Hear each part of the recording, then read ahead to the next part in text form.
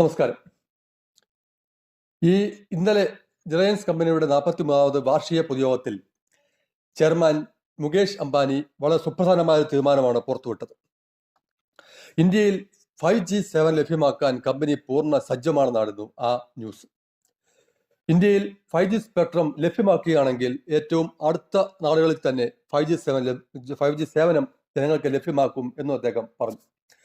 റിലയൻസിന്റെ ജിയോ പ്ലാറ്റ്ഫോമിൽ ഗൂഗിൾ 33,737 കോടി നിക്ഷേപമാണ് നടത്തിയിരിക്കുന്നത്. ഗൂഗിളും ജിയോയും ചേർന്ന് ഒരു പുതിയ ആൻഡ്രോയിഡ് ഓപ്പറേറ്റിംഗ് സിസ്റ്റം ഉണ്ടാക്കുകയും അതിൽ അധിഷ്ഠിതമായ എൻട്രി ലെവൽ സ്മാർട്ട് ഫോണുകൾ പുറത്തിറക്കുന്ന അദ്ദേഹം പ്രഖ്യാപിച്ചു കഴിഞ്ഞു. ജിയോ TV+, 5G സേവനം, ജിയോ ഗ്ലാസ് എന്നിവയാണ് ഇന്ത്യയിൽ ലഭ്യമാക്കുക അദ്ദേഹം പുറത്തുവിട്ട ന്യൂസിൽ പറയുകയുണ്ടായി. ജിയോ TV എന്നത് ആമസോൺ, നെറ്റ്ഫ്ലിക്സ് പോലെ OTT അധിഷ്ഠിതമായ, OTT എന്ന് പറഞ്ഞാൽ ഓവർ ദി ടോപ്പ്, ആ പ്ലാറ്റ്ഫോമിൽ അധിഷ്ഠിതമായ ഒരു TV സേവനമാണ്. ഇതിന്റെ മെച്ചം എന്ന് പറഞ്ഞാൽ ഒറ്റ ലോഗിനിൽ തന്നെ നമുക്ക് ആമസോൺ, അതുപോലെ ഡിസ്നി ഹോട്ട്സ്റ്റാർ, അതുപോലെ തന്നെ നെറ്റ്ഫ്ലിക്സ് തുടങ്ങിയവയുടെ സേവനം നമുക്ക് ലഭ്യമാക്കാൻ സാധിക്കും. അത് അക്സസ് ചെയ്യുവാൻ വളരെ എളുപ്പം നമുക്ക് സാധിക്കും. ഇതാ ജിയോ TV+ എന്ന് പറയുന്നത്. ജിയോ ഗ്ലാസ് എന്നത് വളരെ ഒരു നൂതന സംരംഭമാണ് അവരുടെ.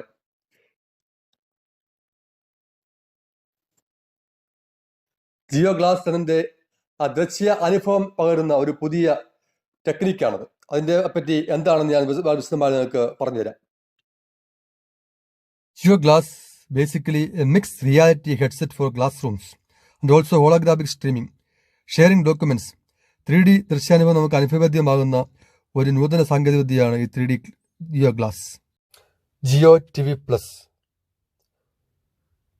Prime video, Disney Hotstar, Voot, Sony LIV, C5, Jio cinema, YouTube എന്നിവ ഒറ്റ ലോഗിനിൽ തന്നെ അക്സസ് ചെയ്യാൻ പറ്റുന്ന ഒരു OTT പ്ലാറ്റ്ഫോമാണ് ജിയോ TV+. 5G 5ാം തലമുറ ഇന്റർനെറ്റ് എന്താണത്? ഇത് വരുന്നതോടുകൂടി നമ്മുടെ DTHും ബ്രോഡ്ബാൻഡും എല്ലാം പഴങ്കതയാവുകയാണ്.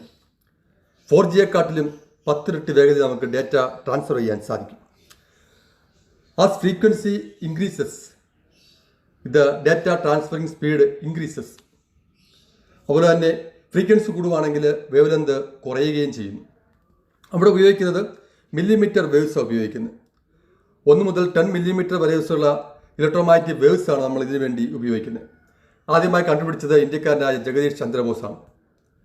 അദ്ദേഹമാണ് ഈ വേവ് ലെങ്ത് കുറഞ്ഞ റേഡിയോ വേവ്സ് ആദ്യമായി കണ്ടുപിടിച്ചത്. പക്ഷെ അത് ഉപയോഗിച്ച് റേഡിയോ കണ്ടുപിടിച്ച് ഗൂഗിൾ മാർക്കോണി അതിൻ്റെ ക്രെഡിറ്റ് അട്ടിയെടുക്കുകയുണ്ടായി. നമുക്കത് വിഷയമല്ല. 5G ട്രാൻസ്മിറ്റ് ചെയ്യാൻ ഏറ്റവും വളരെ ചെറിയ ആന്റിനാസ് മാത്രം മതിയാവും. കാരണം size of the antenna is comparable two is wave length. Wave length കൂടുതലാണെങ്കിൽ ആന്റിനയുടെ ഹൈറ്റും കൂടും. ഇവിടെ വേവ് ലെങ്ത് കുറഞ്ഞ വേവ്സ് ആണ് ഉപയോഗിക്കുന്നത്, അതായത് ഫ്രീക്വൻസി കൂടിയ വേവ്സ്. അപ്പോൾ ആന്റിനയുടെ സൈസ് നമുക്ക് വളരെ കുറയ്ക്കുവാൻ പറ്റും. പിന്നെ വേറൊരു പോരായ്മ ഉള്ളത്, ഇത് ഇന്ററാക്ഷൻസ് വിത്ത് അറ്റ്മോസ്ഫിയർ ഇതിൻ്റെ സിഗ്നൽ സ്ട്രെങ്ത് ഡിക്രീസ് ചെയ്യും. അതുകൊണ്ട് ഇതിൻ്റെ ട്രാൻസ്മിറ്റിംഗ് റേഞ്ച് നമുക്ക് 1 കിലോമീറ്റർ വരെ കിട്ടുകയുള്ളൂ. നമുക്ക് അടുത്തടുത്ത് നമുക്ക് ഒത്തിരി ടവേഴ്സ് നമുക്ക് ഇതുപോലെ സ്ഥാപിക്കേണ്ടി വരും. ഇതിൻ്റെ ട്രാൻസ്മിറ്റിംഗ് സ്പീഡ് ഞാൻ പറഞ്ഞല്ലോ, ഏകദേശം 10 GB/s ആണ്. അതായത് 4Gയെക്കാട്ടിലും 10 മടങ്ങ് വേഗത്തിലാണ് ട്രാൻസ്മിറ്റ് ചെയ്യുന്നത്. ഇലക്ട്രോമാഗ്നറ്റിക് സ്പെക്ട്രത്തിന്റെ കേസിലും 5 ടൈംസ് ഗ്രേറ്റർ ദാൻ 4G. അതുകൊണ്ട് ഇതിന്റെ ഓപ്പറേറ്റിംഗ് സിസ്റ്റം ഓപ്പറേറ്റേഴ്സിന് ഇത് വളരെ എക്സ്പെൻസീവാണ് ഈ 5G എന്ന് പറയുന്നത്. ഈ സാധാരണ നമുക്ക് ഫുൾ സിഗ്നൽ സ്ട്രെങ്ത് ഉണ്ടെങ്കിലും നമുക്ക് സാധാരണ മൊബൈൽ നെറ്റ്വർക്ക് ലഭിക്കാറില്ല. 4G തന്നെയും 3G ആണെങ്കിലും ഫുൾ നെറ്റ്വർക്ക് ഉണ്ടെങ്കിലും മൊബൈൽ കവറേജ് നമുക്ക് ലഭിക്കത്തില്ല. എന്നാൽ 5G ആണെങ്കിൽ ഏത് സിറ്റുവേഷനിൽ നമുക്ക് മൊബൈൽ കവറേജ് ലഭിക്കുന്നവയാണ്. 1 കിലോമീറ്റർ സ്ക്വയർ ഏരിയയിൽ 1 ലക്ഷം പേർക്ക് 4G നെറ്റ്വർക്ക് സേവനം ഒരു സമയത്ത് ലഭ്യമാകുന്നതാണെങ്കിൽ 5G സേവനം 1 കിലോമീറ്റർ സ്ക്വയർ ചുറ്റളവിൽ 10 ലക്ഷം പേർക്കാണ് അതിൻ്റെ സേവനം ലഭ്യമാക്കുന്നത്.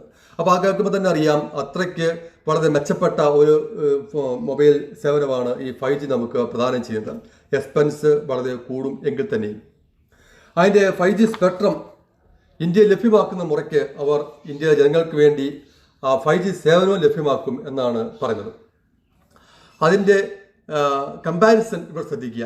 നമ്മൾ നേരത്തെ ഉപയോഗിച്ച 3G 4G 5G എൻ്റെ കമ്പാരിസൺ ശ്രദ്ധിക്കുക. ബാൻഡ് വിഡ്ത്തിൻ്റെ കേസിൽ 3G ആണെങ്കിൽ 2 MB/s ആണ്, MB/s. 4G ആണെങ്കിൽ 200 MB/s ആണ്. 5G ആണെങ്കിൽ എബോവ് ഗ്രേറ്റർ ദാൻ 1 GB/s.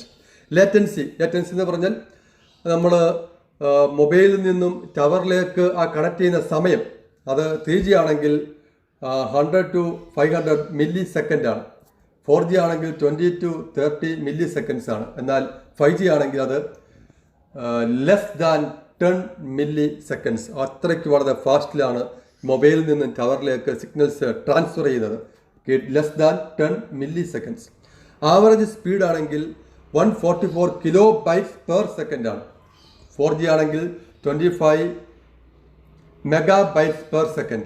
എന്നാൽ 5G ആണെങ്കിൽ 200 to 400 MB/s അല്ലെങ്കിൽ 10 GB/s ഒക്കെയാണ് അതിൻ്റെ ആവറേജ് സ്പീഡ്. അപ്പോൾ അത്രയ്ക്ക് ഫാസ്റ്റായിട്ട് നമുക്ക് ഈ കാര്യങ്ങൾ ഡൗൺലോഡ് ചെയ്യുവാൻ പറ്റും. ഇതാണ് 5G 7 നമുക്ക് ലഭ്യമാക്കുന്നത്.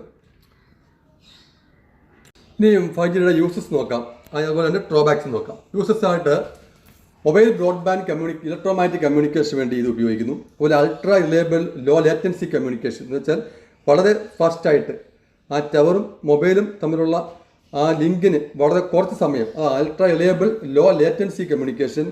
ദെൻ മാസീവ് മെഷീൻ ചെക്ക് കമ്മ്യൂണിക്കേഷന് വേണ്ടി നമ്മൾ ഈ 5G സേവനം ഉപയോഗിക്കുന്നു. അതിൻ്റെ ഡ്രോബാക്സ് ആയിട്ട് പറയുന്നത് മോർ ടവേഴ്സ് നീഡഡ്, ഒത്തിരി ടവേഴ്സ് നമുക്ക് ഇതിന് വേണ്ടി വരുന്നു. അതുപോലെ more than 10 times electromagnetic spectrum for operators. അത് ഓപ്പറേറ്റേഴ്സിൻ്റെ കേസിൽ വരുമ്പോൾ അവർക്ക് ഈ സ്പെക്ട്രത്തിൽ more than 10 times electromagnetic spectrum അവർക്ക് വേണം. അതുപോലെ തന്നെ ഹൈ എക്സ്പെൻസീവ് ആണ്. അതിപ്പോൾ ഈ അതിൻ്റെ ഓപ്പറേറ്റേഴ്സ് ഇത് ഉപയോഗിക്കുന്നവർക്ക് കൂടുതൽ ചിലവ് ഇതിന് വരുന്നു. ഇതൊക്കെയാണ് ഇതിൻ്റെ ഡ്രോബാക്സ്. ഇത്രയേ ഉള്ളൂ. നിങ്ങൾക്ക് ഈ ഇൻഫർമേറ്റീവായ ഈ വീഡിയോ നിങ്ങൾക്ക് ഇഷ്ടപ്പെട്ടെങ്കിൽ നിങ്ങളിത് സബ്സ്ക്രൈബ് ചെയ്യുക, അപ്പോൾ ലൈക്ക് ചെയ്യുക, മറ്റ് ഉള്ളവരിലേക്ക് ഇത് ഷെയർ ചെയ്ത് കൊടുക്കുക. അത്രയേ ഉള്ളൂ. നന്ദി, നമസ്കാരം.